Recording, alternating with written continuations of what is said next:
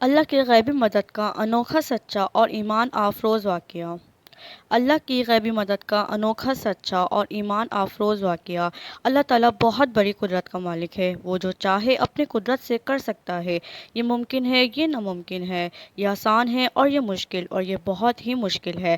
سب میرے آپ کے لیے ہے۔ اللہ تعالیٰ کے ہاں تو ان اللہ علی کل شیء قدیر، اسباب کے ذریعے جو ہوتا ہے وہ بھی اللہ تعالیٰ ہی کی قدرت سے ہوتا ہے، اور اللہ تعالیٰ بغیر اسباب کے بھی کر سکتا ہے، اور اس سے بھی بڑھ کر اللہ تعالیٰ تو اسباب کے خلاف بھی کر سکتا ہے۔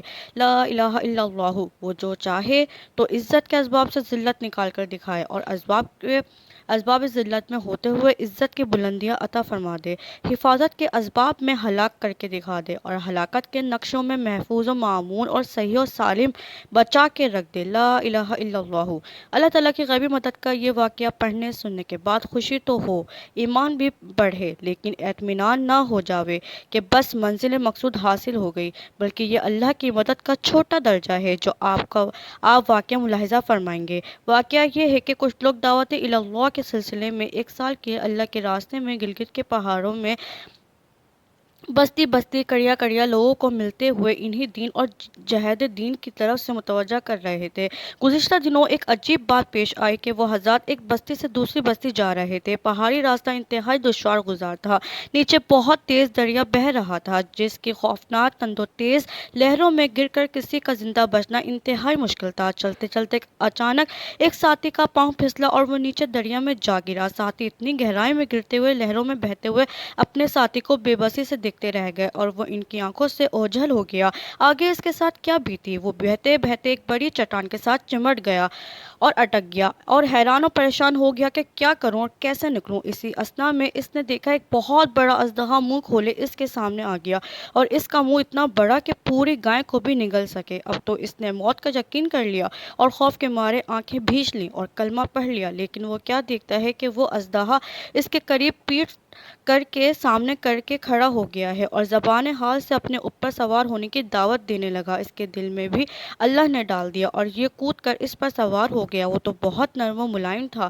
اب اژدہے نے باہر کی طرف رینگنا شروع کر دیا۔ رینگتے رینگتے وہ ایک اور چٹیل میدان میں لے آیا، یہاں لا کر اس نے اسے اتار دیا اور وہاں سے چلا گیا۔ اللہ کا یہ پیارا بندہ اسی عجیب و غریب کشمکش میں تھا کہ اس نے دیکھا کہ ایک جیپ وہاں آئی۔ جیپ میں سوار لوگوں نے اسے بھی اپنے ساتھ سوار کیا اور شہر کے تبلیغی مرکز میں چھوڑ کر چلے گئے، جہاں پر اس کے پہاڑ سے گر کر اللہ کو پیارے ہو جانے کی اطلاع پہنچ چکی تھی۔ جب انہوں نے اسے زندہ سلامت دیکھا تو بہت حیران ہوئے۔ یہ واقعہ عجیب و غریب تو ضرور ہے، لیکن ناقابل یقین نہیں ہے۔ اس سے بھی زیادہ عجیب و غریب واقعات اللہ تعالیٰ کے پیاروں کے ساتھ پیش آتے رہتے ہیں اور آتے رہتے ہیں اور آتے رہیں گے، لیکن ایسے واقعات کے بعد مطمئن ہو جانا چاہیے یا نہیں؟ ہرگز نہیں۔ حضرات صحابہ کرام اللہ کے ساتھ تو اس سے بھی اور بڑے بڑے اللہ کی مدد کے واقعات پیش آئے، اور پھر بھی اللہ سے ڈرتے رہے اور نیکیوں میں آگے بڑھتے رہے۔ جہاں کھانے کی ضرورت پیش آئے، اللہ کی طرف سے لگے لگائے دسترخوان اتر آنا، سواری کی ضرورت پیش آئے، غیبی سواری کا مہیا ہو جانا، کھانا کم ہوا، برکت پیدا ہو جانا، جماعت راستہ بھول گئی تو پرندوں کے غول کا آگے آنا، اور پھر ان کا انسان بن کر راستے کی نشاندہی کر کے غائب ہو جانا۔ اس قسم کے سینکڑوں واقعات، یہ سب اللہ کی مہربانی اور اس کا فضل و احسان ہے، لیکن یہ ہمیں مطلوب نہیں ہونا چاہیے، بلکہ ہمارا مطلوب تو اللہ کی مدد کا وہ درجہ ہے جو صحابہ کرام کو مطلوب تھا، جس کا ذکر اللہ تعالیٰ نے قرآن مجید میں بائیں الفاظ میں فرمایا ہے: اذا جاء نصر اللہ والفتح ورأیت الناس یدخلون فی دین اللہ افواجا۔ جی ہاں، یہ ہے اللہ کی مدد کا اعلیٰ درجہ کہ اللہ کے بندے اللہ کے دین میں فوج در فوج داخل ہونے لگیں، ملکوں کے ملک، قوموں کی قومیں مذہب اسلام اختیار کرنے لگیں۔ آج فلاں امیر مسلمان ہو گیا، اخبار میں خبر چھپے، آج چین جاپان والے اللہ کی بندگی میں داخل ہو گئے۔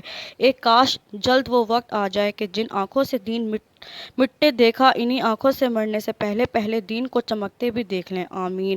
دین کی توہین اور استہزاء تو دیکھی، یا اللہ تو اپنی قدرت اور طاقت سے دین اسلام کا بول بالا دکھا دے، حق کو پورے عالم میں غالب کر دے، لیکن آمین۔ لیکن یہ بات یاد رہے کہ جب مسلمان اجتماعی طور پر دین پر عمل کرتے تھے، دین کی محنت کرتے تھے، تو اللہ کی مدد بھی اجتماعی طور پر آتی تھی۔ پوری کی پوری قوم، پورے کے پورے لشکر اللہ کی غیبی مدد کو اپنی آنکھوں سے دیکھتے تھے۔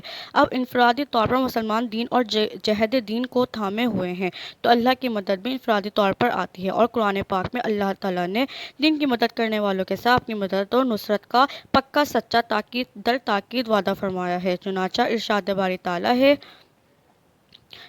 ترجمہ کہ جو اللہ کی یعنی اللہ کے دین کی مدد کرے گا تو ضرور بالضرور اللہ اس کی مدد کرے گا۔ یاد رکھیے، یہ نماز، روزہ، حج، زکوٰۃ یہ اللہ کے دین کی مدد نہیں ہے، یہ تو مسلمان کی وردی ہے۔ صرف وردی پہن کر کوئی فوجی کام کرنے کا دعویٰ نہیں کرتا جب تک عملی جدوجہد میں شرکت نہ کرے۔ ایسے ہی ہم بھی یہ وردی پہن کر مٹے دین کو زندہ کرنے اور جو چاہے اسے پھیلانے کے لیے کوشش کریں۔ سابق صدر فاروق لغاری کے قریبی عزیز جناب طاہر لغاری صاحب دعوت اللہ کے بڑے شیدائی تھے اور اس کی اشاعت و تبلیغ کے لیے اللہ کے راستے میں بھی نکلتے تھے۔ اللہ تعالیٰ نے ان پر خصوصی فضل فرمایا، انہیں زندگی کی آخری شام وہ اللہ تعالیٰ کے راستے سے واپس لوٹے۔ سنت ہے کہ سفر سے جب واپسی ہو تو پہلے آدمی مسجد میں آئے پھر گھر جائے، اسی نیت سے وہ سیدھے مسجد آئے۔ محلے والے اصحاب دعوت کے گشت کا دن تھا، یہ بھی اپنا سامان مسجد میں بھی رکھ کر گشت میں شامل ہو گئے۔ احباب نے نماز کے بعد مسجد میں بیان بھی انہی کا طے فرما دیا۔ چنانچہ طاہر لغاری صاحب نماز کے بعد بیان کے لیے کھڑے ہوئے اور فرمایا، بھائیو، جنت حق ہے، جہنم حق ہے، آخرت حق ہے۔ دل کا عرضہ ہوا بیٹھے اور اپنے اس خالق حقیقی سے جا ملے جس کی طرف بلانے کا حسین عمل انہوں نے زندگی بھر کیا تھا۔ ان کی اس قابل رخش موت پر اللہ تعالیٰ ہمیں بھی اپنے فضل سے حسن خاتمے کی دولت و مرحمت فرمائے، آمین ثم آمین۔ اگر آپ کو میری یہ ویڈیو اچھی لگی ہے تو اس کو لازمی لائک کریں، شیئر کریں اور میرے چینل کو لازمی سبسکرائب کریں۔ شکریہ، السلام علیکم۔